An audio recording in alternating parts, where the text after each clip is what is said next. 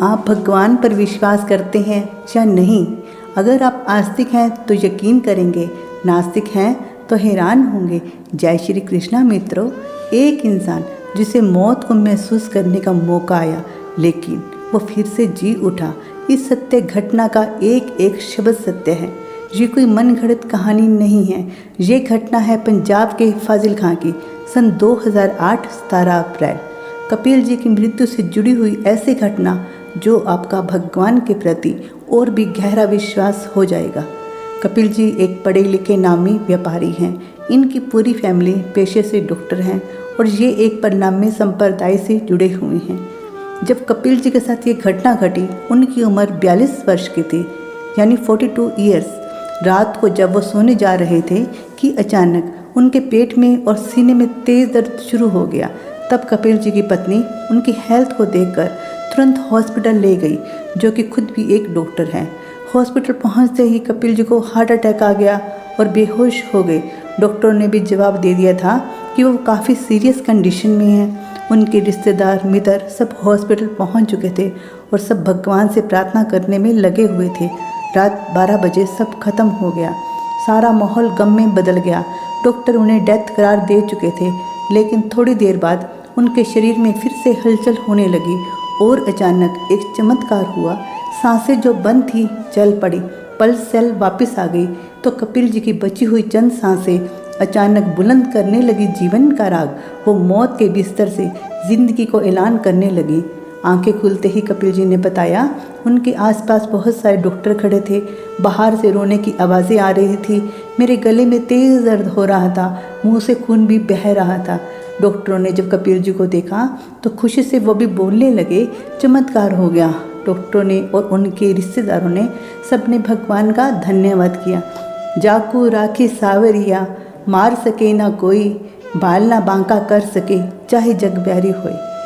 अब जब कपिल जी अच्छे से ठीक हो गए तो लोगों को एक उत्सुकता थी, उनके पूर्ण जीवित होने की क्या कहानी है, उस दौरान उनके साथ क्या हुआ और कैसे मौत को मात देकर वापस लौट आए। कपिल जी ने बताया, मैं अपने आप को देख पा रहा हूँ। मेरा शरीर और मेरी आत्मा अलग हैं। डॉक्टर क्या कर रहे हैं वो सब भी मैं खड़ा होकर देख रहा था।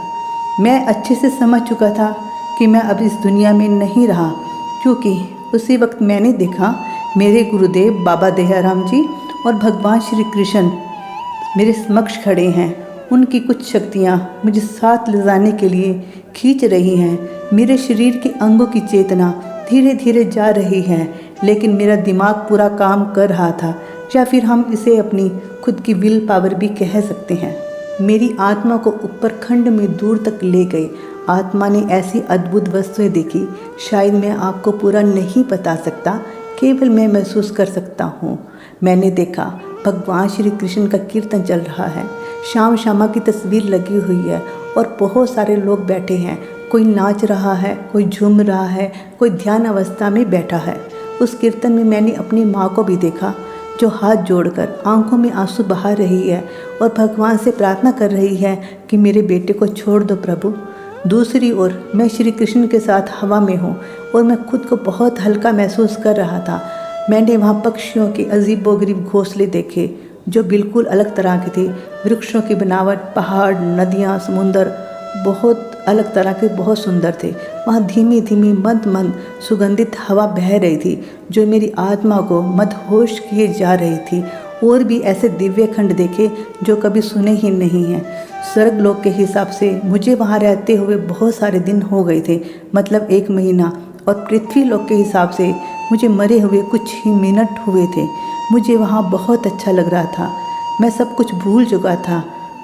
गोविंद का वो दिव्य रूप, अद्भुत नज़ारे, बहुत सुंदर अनुभव था। वो छवि मेरे दिलो दिमाग में बस चुकी थी। लेकिन ऐसे दिव्य नज़ारे देखकर भी मैं अचानक संसार की तरफ मुड़ने लगा। श्री कृष्ण और गुरु से प्रार्थना करने लगा, मुझे अपने साथ लेकर मत जाओ, मैं नहीं मरना चाहता। मेरे बच्चे बहुत छोटे हैं प्रभु। मेरे पिताजी भी बहुत छोटी अवस्था में हमें छोड़कर चले गए थे। पिताजी अपने सारे काम अधूरे छोड़ गए थे। एक पिता के बिना बच्चों का जीवन कितना मुश्किल होता है प्रभु। मैं गुरु और श्री कृष्ण के पाँव में गिर गया और प्रार्थना करने लगा, मुझे जीवन दान दो प्रभु, मुझ पर कृपा करो, मेरी रक्षा करो। मैं रोते हुए उनसे दया की रहम मांगने लगा। उसके बाद गुरुदेव और भगवान श्री कृष्ण ने मेरे सिर पर हाथ रखा और कहा, ये कोई तुम्हारे पुण्य कर्म का फल है जो तुम्हें फिर से जीवन मिल रहा है। जाओ, जल्दी से लौट जाओ, वरना तुम्हारा शरीर खराब हो जाएगा। उसके बाद मेरी आत्मा ने मेरे शरीर में प्रवेश किया और मैं फिर से जिंदा हो गया। अब कपिल जी ने बताया, श्री कृष्ण और गुरु ऐसी परम शक्ति है, जब उनकी दया और मेहर हो जाए तो काल भी पीछे से हट कर चला जाता है। अब ये जीवन मुझे बोनस का मिला है और भी अच्छे कर्म करने हैं। भगवान के घर का बुलावा आ गया था, संत लोग आशीर्वाद दे गए थे। ये मेरे जीवन की बहुत ही विचित्र घटना है मित्रों। फानुस बनके जिसकी हिफाजत हवा करे, वो शमा क्या बुझे जिसे खुदा रोशन करे। जय श्री कृष्ण।